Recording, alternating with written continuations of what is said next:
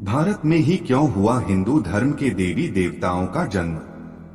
दोस्तों, क्या आप जानते हैं कि आखिर भारत में ही क्यों जन्मे थे सभी देवी देवता? क्या है इसके पीछे का रहस्य?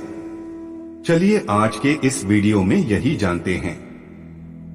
भारत को हिंदू देवी देवताओं के जन्म भूमि कहा जाता है। भारत के अलग अलग क्षेत्र से किसी न किसी देवी या देवता के जन्म की कहानी जुड़ी हुई है।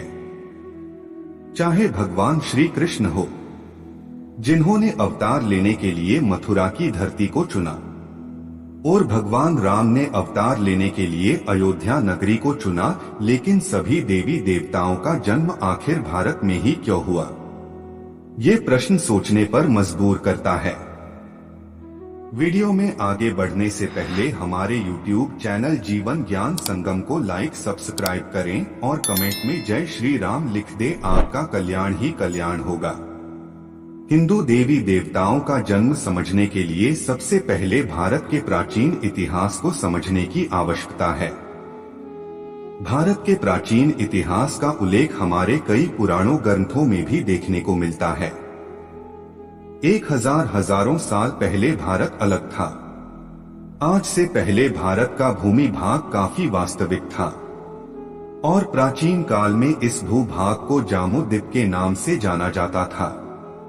मार्कंडे पुराणों में उल्लेख है कि मधेश क्षेत्र में जामुद्वीप का फैलाव उत्तर और दक्षिण क्षेत्र के अपेक्षा में ज्यादा था।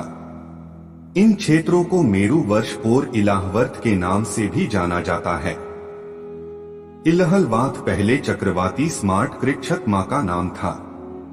इसके माध्यम में पहाड़ों के राजा सुनहरे मेरु पर्वत के शिखर पर भगजवा ब्राह्मण का विशाल सागर था, जिससे ब्राह्मणपुरी के नाम से जाना जाता है। यहाँ पर ब्राह्मणपुरी के अलावा 8 और नगर है, जो कि इंद्र और अन्य दूसरे देवी देवताओं के थे।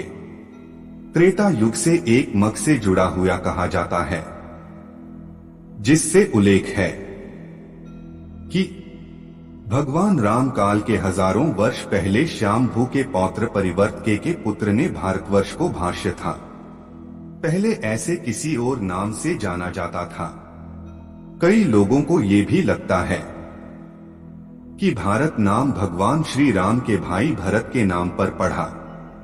हिंदू धर्म ग्रंथों में भारतवर्ष का नाम भारत कैसे पढ़ा, इस बारे में अलग अलग धर्म के अनुसार अलग अलग कहानियां जुड़ी है।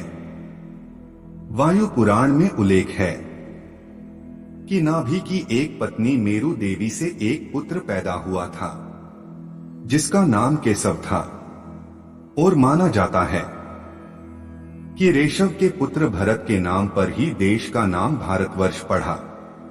एक और मत है कि गुरु वर्ष के राजा दुष्यंत के पुत्र भरत के नाम पर ही हमारा देश का नाम पड़ा। पहले भारत का भौगोलिक क्षेत्र ज्यादा होने के कारण ऐसे अखंड भारत भी कहा जाता था।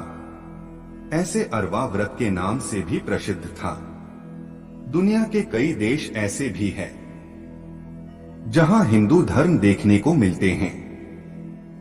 इन देशों में सनातन रीति रिवाज के साथ पूजा पाठ किया जाता है। इंडोनेशिया के जावा में ब्रह्मा विष्णु और महेश को संपरित ब्रह्मांड मंदिर सबसे विशाल और सबसे आकर्षित प्राचीन मंदिर है। त्रित देवों के इस मंदिर में त्रित देव के साथ साथ उनके वाहनों के भी मंदिर मिलते हैं। वही ब्रह्मांड मंदिर को यूनेस्को द्वारा विश्व धरोहर की सूची में शामिल किया गया है। थाईलैंड पर भी हिंदू धर्म का गहरा प्रभाव देखने को मिलता है, जहां के लोग अपने राजा को भगवान विष्णु का अवतार मानते हैं। थाईलैंड का राष्ट्रपति गरुड़ है। बाली और जावा में भी हिंदू धर्म के देवी देवताओं के मंदिर भी देखने को मिलते हैं। बाली के तमान से सरस्वती मंदिर और जावा में सिंह सरेस्ट मंदिर भी मौजूद है। मैक्सिको शब्द के उत्पत्ति भी संस्कृत भाषा के मक्सिश शब्द से हुई है। इस बार मैक्सिको में खुदाई के दौरान देवी लक्ष्मी और गणेश की प्राचीन मूर्तियां भी मिली। वही विदेश में हिंदू देवी देवताओं के मंदिर और यहाँ मिलने वाली मूर्तियां इस बात का प्रमाण है कि अखंड भारत काफी दूर तक फैला हुआ था और हिंदू धर्म भी दूर दूर तक फैला हुआ था। तो दोस्तों, आप इस बात से अंदाजा लगा सकते हैं कि अखंड भारत कितना बड़ा था।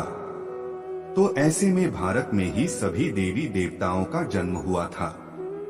तो दोस्तों, उम्मीद करता हूं कि भारत में सभी देवी देवताओं का जन्म क्यों हुआ ये मालूम चल गया होगा। तो क्या आपको इस विषय में कुछ कहना है? हमें कमेंट बॉक्स में जरूर बताएं। आज के लिए बस इतना ही, मिलते हैं न्यू वीडियो पर। जय हिंद, जय भारत।